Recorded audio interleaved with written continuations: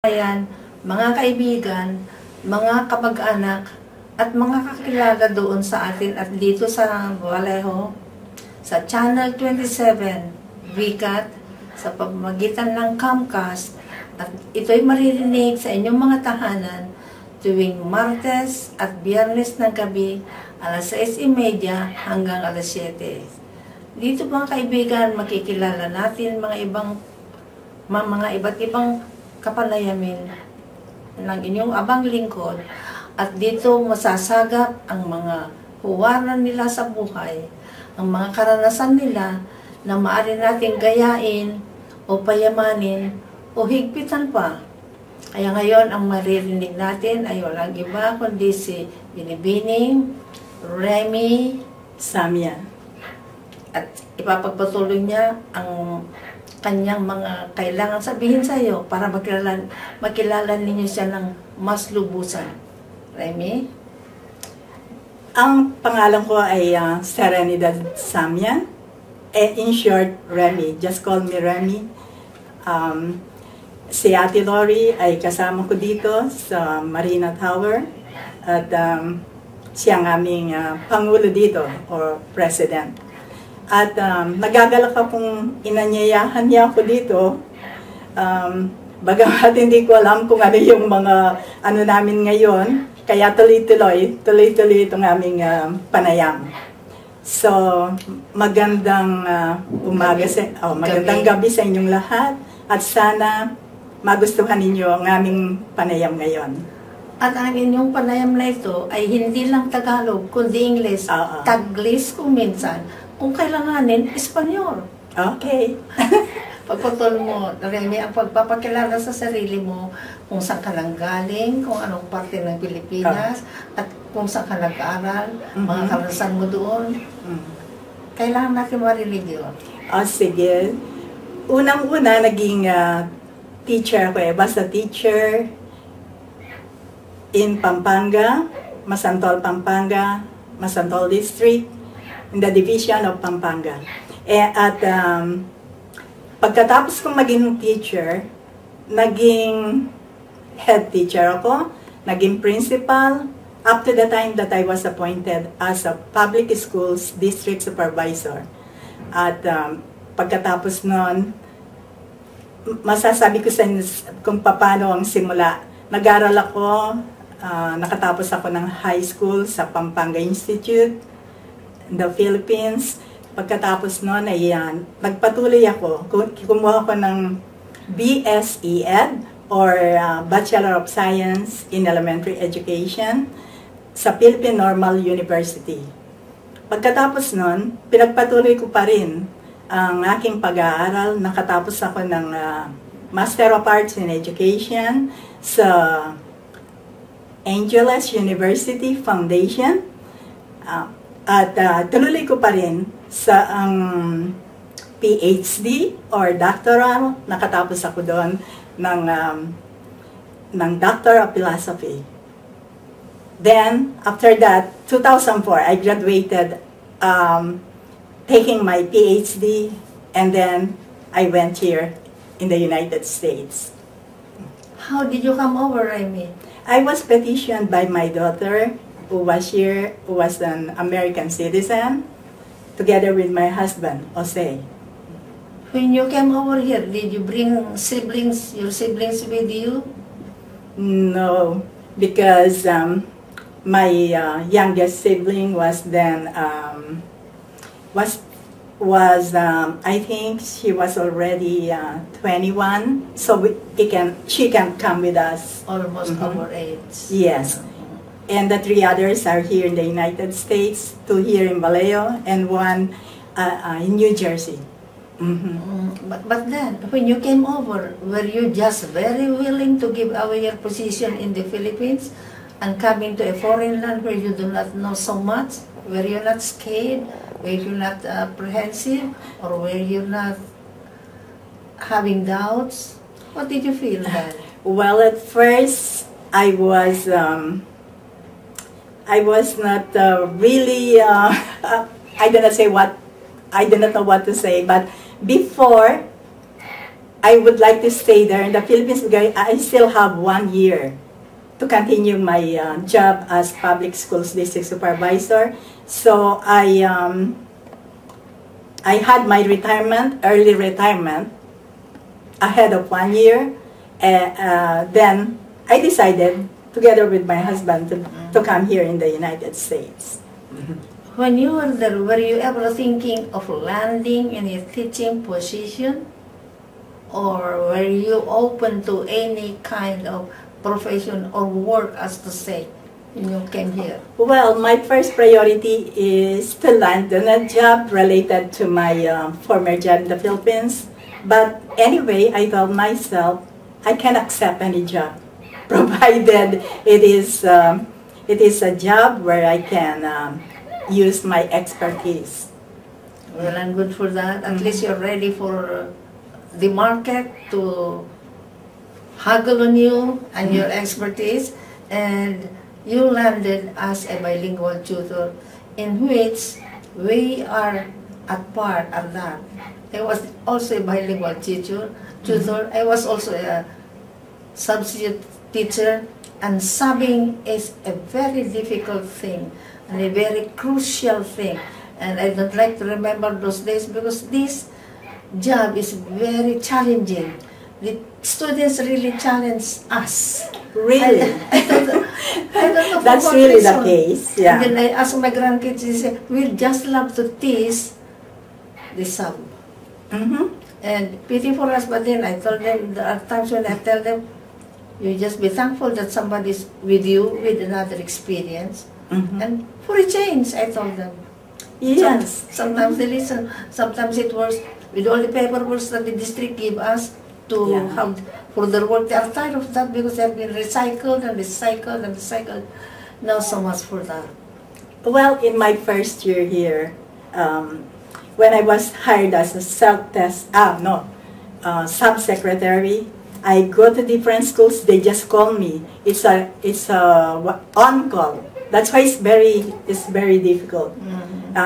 Sometimes I did not take my breakfast yet. I have to go and run to the different schools where I am being assigned.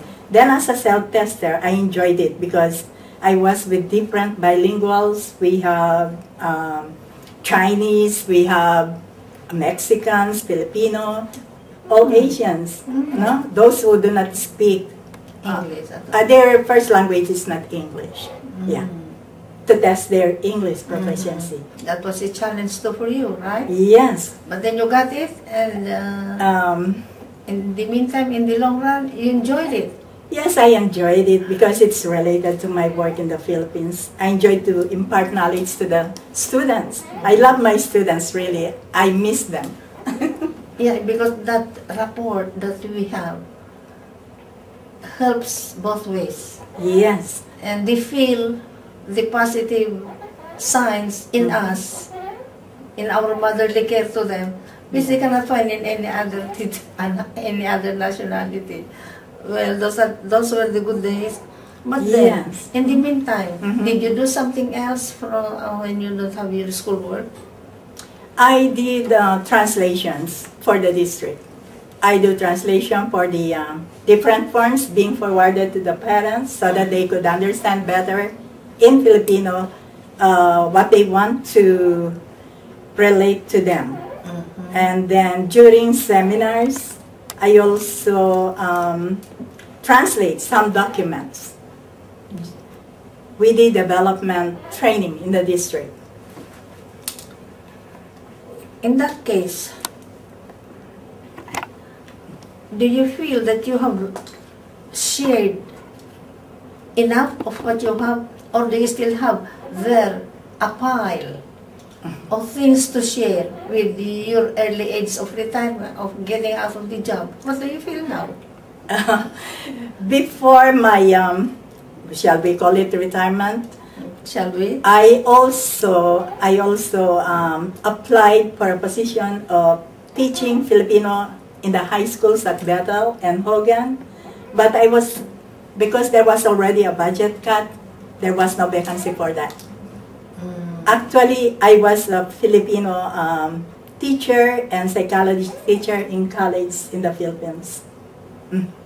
Were you able to have the test for the teaching position here in Vallejo? Yes, I passed the CSVAT, the single subject. The CBS, yeah. CBS, not yet. I passed my, what do you call that, the essay at once. But I did not take the test anymore. I took the NSET, CSET, that is single subject for Filipino. I passed that. For Filipino? Yes. Is there a test to that effect now? Yeah. I didn't know about it. Oh, there is a test for that. Aside from the CBS? Yes, aside from the CBS. Oh, that will be easy Because for Filipino because that's your major subject. Yes, that's my major subject. And actually, when I took that test, Chris Manansala, you know Chris? Yes. She's a friend of mine at Hogan and Jesse Bata. Yeah. He has been telling me, oh, you should teach Filipino. I said, Yeah. oh, I'm trying to, but there was a budget cut. He is teaching himself Filipino. Yeah. Is he still teaching? We work together in Philippine Chamber of Commerce. Oh, yeah. Well, there is fun. That there are also a lot of obstacles. Yes. Which we try to overcome and put aside, and maybe can you share some of those obstacles that you were able to overcome to our listeners now, so that at least they can pick up something? Well, when I was trying to apply for a position as teacher here in California, I had my transcript of records be evaluated by approved agencies who were evaluating the foreign transcripts. Right. And these were all accredited. Yes. I was very glad that these were all accredited. One problem is that there are no positions because, yes, and I was given a certificate from the state of California because of that. They even say, oh, you can do any job. When I got my certificate, they told me, oh, thank you, I told them. But then, you still have to wait until they call you. The budget cuts, really. The budget cuts, yes. The union cannot do something about that. Oh, I see. Oh. Yes, the CSEA. It hurts. It hurt a lot of students, but how many students per class did you have before? Did you notice in the classroom? Yes, because I was assigned to Filipino students. I have sometimes 4 in one class. Yeah. So I group them in the library and give them one-on-one, what they call that, lessons, based on the recent lessons so that they could keep up to the lessons that they are taking. That's right.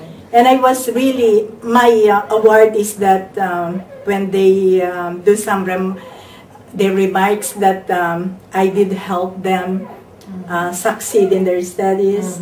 I was listening to them when I can see their eyes looking at me and telling me that I did a difference in their lives. That's my award, reward. And that makes you happy and makes us fulfilled in our field of expertise, right? Yes. But then, let's go now to the population that's needing our attention now, and that is the senior population of our community. So, in that connection, switching from the clientele, the younger ones, to the seniors, did you find it difficult to assimilate? To mainstream in the senior community, especially of Marina Tower? Did you find it hard? It is very challenging, actually. Actually, there are different personalities. We cannot expect the same personalities from different persons. That's why you have to deal with them individually. But I can say that we are succeeding in our work. What do you call that work, Ate Lori? I do not know what kind of How shall we say? How shall we Is call it it?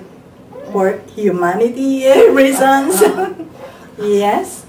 We are glad to help these seniors really who needs help And make them happy because life is too short, you know, and we have to make these people happy in their lives and while in that they process, we are happy ourselves. Yes. And we have fulfilled ourselves. Yes. And Sharon knows that because once upon a time she was there. Oh. Only she got too busy now. Yes, are you too busy? So, what I'm going to say now is, do you have plans for these seniors that we can start doing now to make this stay here better, to make the situation better, to give our seniors also a part of that fulfillment? Yeah. And Yeah, a part of course. of those activities. They need activities, especially mental activity, to eradicate, if ever, or minimize this elderly disease of Just sitting down. what do you call that? The disease of the Yeah, we have to do something. That's why sometimes we have the shall I cite the activities we are doing? yes. We recently had the Hawaiian Filipiniana party where the seniors enjoyed dancing and mingling with different seniors, of course. And Miss Sharon was with us. Yeah, they enjoyed it. Another, we have the bingo games. It's only a small group. It's a bingo game every Monday here at the recreation room. Monday afternoon at 2 o'clock to 5 p.m. And we really enjoyed it. I want to be with them, that's why I'm attending these bingo games. Yeah. And recently there was a religious group from St. Vincent who asked seniors help to bag goodies for the homeless. And we also participated, making it as an activity of seniors helping outside the charity activities too. Yes. Meaning to say, we are not just helping ourselves, but we are also trying to help people outside. Yeah. That's our outreach program. Yes. And there are again other things that are being asked of me, which I will try to dissect or relate or introduce to other seniors, and I hope we will be successful, although I'm just taking them one at a time, and a few at a time. The fewer the people, the easier to manage first. Don't you believe that? I believe in that. Yeah. Can you think of anything else that I was not able to ask you, that you can contribute to the seniors now? Maybe those who are interested in line dancing, we can do that. Yeah. Line dancing and the like what you said before, we have a plan to go back to our culture about folk dancing. Yes. And singing. Maybe we should have karaoke singing. A contest for the seniors. Yeah, that's why I'm in the process now of putting that video player and the TV there to have it in order to fix it as soon as possible time.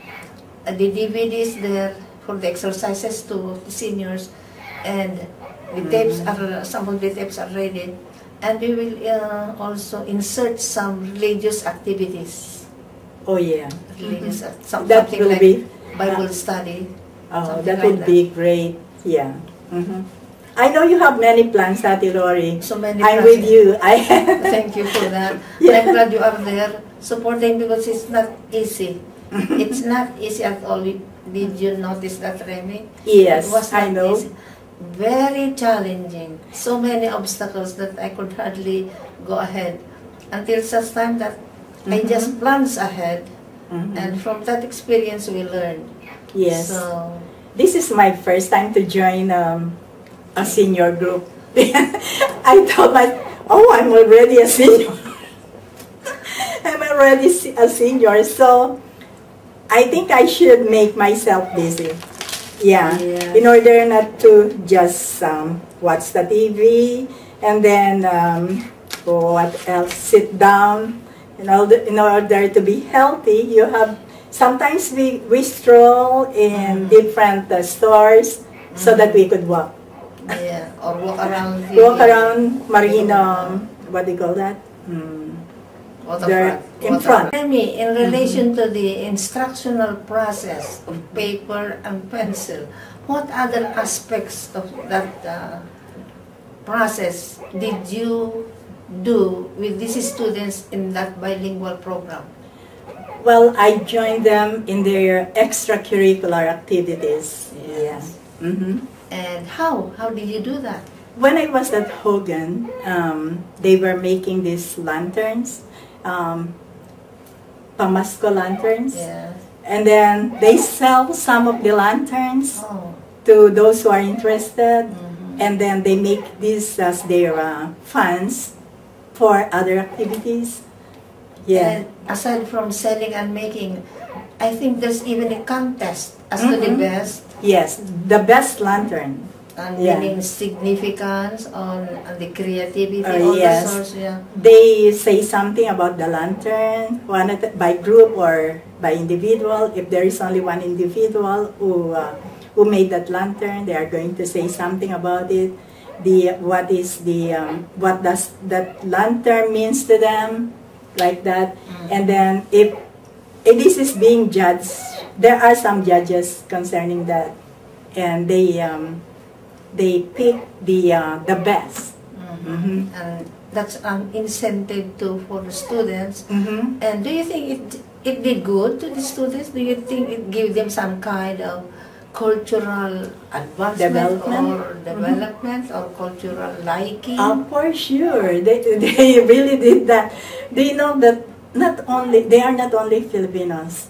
There are Americans, there are Mexicans, there are blacks, Black Americans, and different nationalities. Who showed interest in that process that Lina introduced? Yes, they even had the contest on food preparation.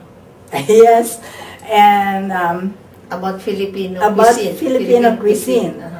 They bring that in the class, and then after that, the group who prepared that will say something about the menu, the recipe, and then tell them that it is being prepared by Filipinos, and even the Mexicans. They also, so that they could contribute. Oh, I see. At least for a change, because always to be bookish, as to say, it's boresome.